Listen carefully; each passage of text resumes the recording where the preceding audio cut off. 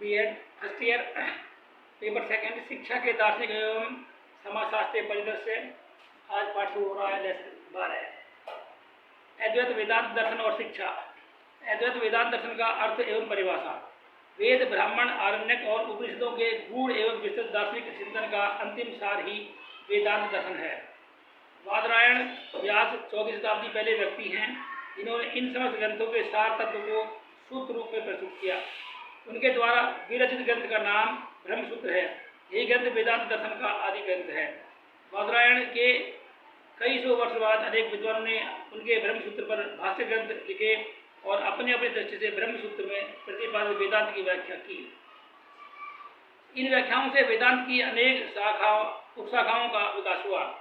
इनमें शंकर 9वीं शताब्दी का अद्वैत, रामानुचार्य 12वीं शताब्दी का विशिष्टाद्वैत, मध्वाचार्य 13वीं शताब्दी का द्वैत, निम्बार्क 13वीं शताब्दी का द्वैत, श्रीकंठ 13वीं शताब्दी का शैव विशिष्टाद्वैत, श्रीपति 14वीं शताब्दी का वीर शैव विशिष्ट द्वैत और वल्लभाचार्य 16वीं शताब्दी का शुद्धाद्वैत मुख्य है। इनमें शंकर का अद्वैत वेदांत तो पूर्ण रूपेण वेद एवं उपनिषद मूलक है, परंतु शेष सभी दर्शनों की तत्व मीमांसा तो वेद एवं उपनिषदों पर आधारित है, लेकिन उनकी उपासना की पत्तियां वैष्णव शैव अथवा शाक्त आगमों पर आधारित है।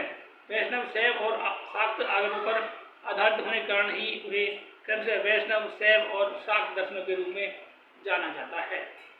आज जब हम वेदांत दर्शन की बात करते हैं तो हमारा तात्पर्य मुख्य रूप से शंकर के अद्वैत वेदांत से ही होता है।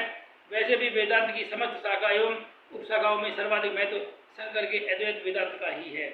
किसी भी दार्शनिक चिंतन धारा को समझने के लिए उसकी तत्व मीमांसा, ज्ञान एवं तर्क मीमांसा और मूल्य एवं आचार मीमांसा को समझना आवश्यक होता है। अतः हम सर्वप्रथम अद्वैत वेदांत की तत्व मीमांसा, ज्ञान एवं तर्क मीमांसा और मूल्य एवं आचार मीमांसा को ही समझने का प्रयत्न करेंगे।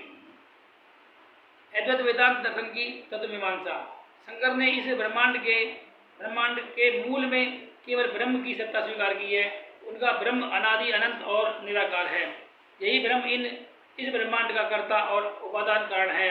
यही शंकर का अद्वैत है। शंकर के अनुसार सर्वप्रथम ब्रह्म अपनी इच्छा से अपने अंदर माया शक्ति का निर्माण करता है और फिर इस माया शक्ति के द्वारा इस नाना वस्तु जगत का निर्माण करता है। जगत के कर्ता के रूप में यह ब्रह्म साकार ब्रह्म अथवा ईश्वर के नाम से विभूषित होता है। आत्मा को शंकर ब्रह्म का अंश मानते हैं और चूंकि ब्रह्म अपने में पूर्ण, सर्वव्यापक, सर्वशक्तिमान एवं सर्वज्ञाता है, इसलिए शंकर की सम्मति में आत्मा भी अपने में पूर्ण, सर्वव्यापक, सर्वशक्तिमान एवं सर्वज्ञाता है। जीव के विषय में शंकर का मत है कि शरीर तथा इंद्रिय समूह के अध्यक्ष और कर्म फल का भोक्ता आत्मा ही जीव है। यही जीव सूक्ष्म शरीर के साथ एक जन्म से दूसरे जन्म में जाता है। जगत को शंकर नाशवान एवं असत्य मानते हैं। उनकी दृष्टि से इस जगत एवं उसमें मानव जीवन की केवल व्यवहारिक सत्ता ही है। पदार्थ की अपनी स्वतंत्र सत्ता नहीं है। पदार्थ तो विचार शक्ति के तेजी से चक्कर काटने से उत्पन्न भंवर जाल है। जिस प्रकार पानी में भंवर का अपना कोई अस्तित्व नहीं होता, उसी प्रकार पदार्थों का अपना कोई अस्तित्व नहीं होता। शंकर का यह मत भारतीय प्रत्ययवाद और प्लेटो के विचारवाद से बड़ा मेल खाता है। मनुष्य को शंकर ने अनंत शक्ति एवं ज्ञान का स्रोत माना है। अद्वैत वेदांत दर्शन की ज्ञान एवं तर्क मीमांसा। शंकर ने ज्ञान को दो भागों में बांटा है, अपरा तथा परा। इस वस्तु जगत एवं मनुष्य जीवन के विभिन्न पक्षों के ज्ञान को उन्होंने अपरा ज्ञान कहा है। उनकी दृष्टि से इस ज्ञान की केवल व्यवहारिक उपयोगिता है। इसे मनुष्य अपने जीवन के अंतिम उद्देश्य मुक्ति की प्राप्ति नहीं कर सकता। वेद, ब्राह्मण, आरण्यक, उपनिषद एवं गीता की तत्वमीमांसा को वे परा ज्ञान कहते थे। उनकी दृष्टि से यही सच्चा ज्ञान है। इस ज्ञान के द्वारा ही मनुष्य मुक्ति प्राप्त कर सकता है। इन दोनों प्रकार के ज्ञान को प्राप्त करने के लिए शंकर ने श्रवण, मनन और निधिध्यासन की विधि का समर्थन किया है। परंतु पराज्ञान के लिए वे श्रवण, मनन तथा निधिध्यासन के साथ साधन चतुष्टय को आवश्यक मानते थे। उनकी दृष्टि से बिना साधन चतुष्टय, नित्य अनित्य, वस्तु विवेक, भोग विरक्ति, समदमादि, संयम और मुमुक्षु के पराज्ञान नहीं हो सकता।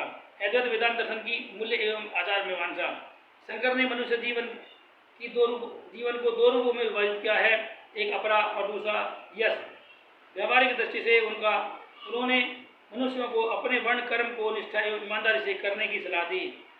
इनका विश्वास है कि जो मनुष्य अपने वर्ण कर्म को जितनी निष्ठा एवं ईमानदारी से करेगा वह व्यवहारिक दृष्टि से उतना ही सफल होगा।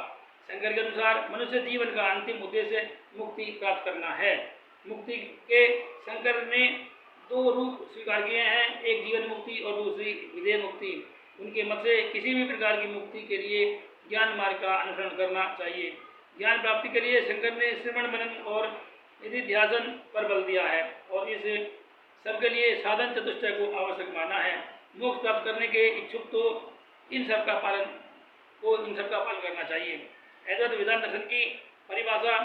वेदांत दर्शन भारतीय दर्शन की वह विचारधारा है जो इस ब्रह्मांड को ब्रह्म से निर्मित मानती है और ये मानती है कि केवल ब्रह्म ही सत्य है और यह वस्तु जगत असत्य है। यह ईश्वर को ब्रह्म